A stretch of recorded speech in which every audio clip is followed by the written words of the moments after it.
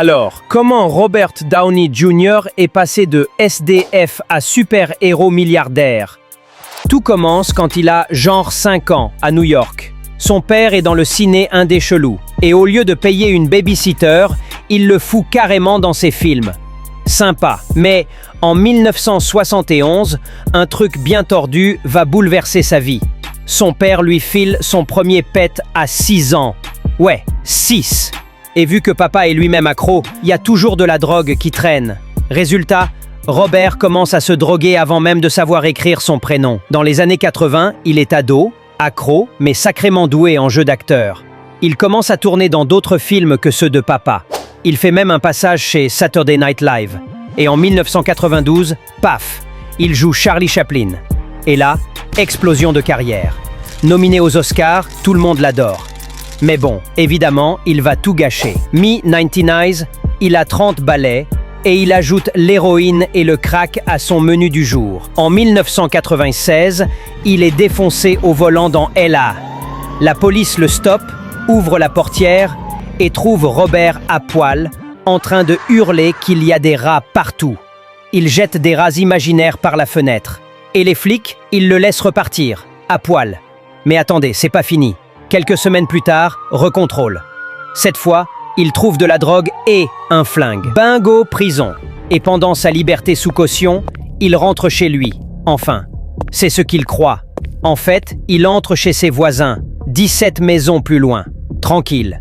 Il monte à l'étage, trouve une chambre, se met en caleçon, s'allonge et dodo. La mère de famille passe, croit que c'est son gamin, tire la couette. Surprise, c'est Iron Man. Elle hurle, appelle la police, bam, reprison.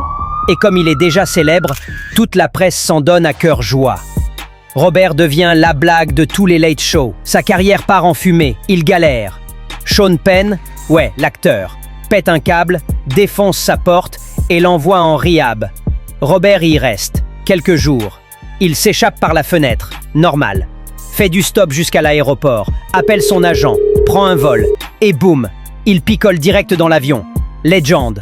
En 1999, il rate un test de drogue imposé par le tribunal. Nouvelle arrestation. Devant le juge, il dit « Je sais que je vais mourir si je continue, mais j'arrive pas à arrêter. » Résultat, 3 ans de tôle. Il sort au bout d'1 an, mais Hollywood veut plus de lui. Trop risqué. Les assurances refusent de couvrir ses tournages. Il est ruiné. Plus de voiture, plus de maison. Il squatte chez les potes. Bref, il touche le fond. Mais en 2003, miracle. On lui propose un rôle dans le film Gothica. Problème. L'assurance coûte trop cher, donc il renonce à son salaire. Mais sur le tournage, il rencontre Suzanne, la productrice. Et là, coup de foudre. Ils sortent ensemble, tombent amoureux, se marient.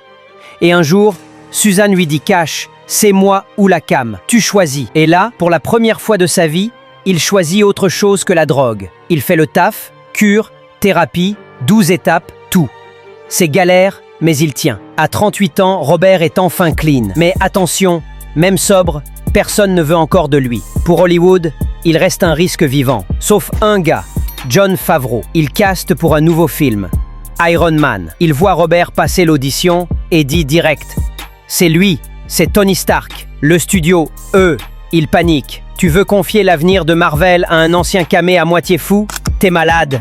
140 millions de budget, ils veulent pas prendre le risque. » Mais John lâche pas. Il se bat et Robert accepte d'être payé une misère pour prouver qu'il est sérieux. Et ils acceptent. Boum, Robert devient Tony Stark. Truth is, I am Iron Man. Et vous connaissez la suite. 2008, Iron Man sort, demi-milliard au box-office. Franchise la plus rentable de tous les temps. Et tout ça parce qu'un ex-junkie à poil dans un lit d'enfant a décidé de tout changer.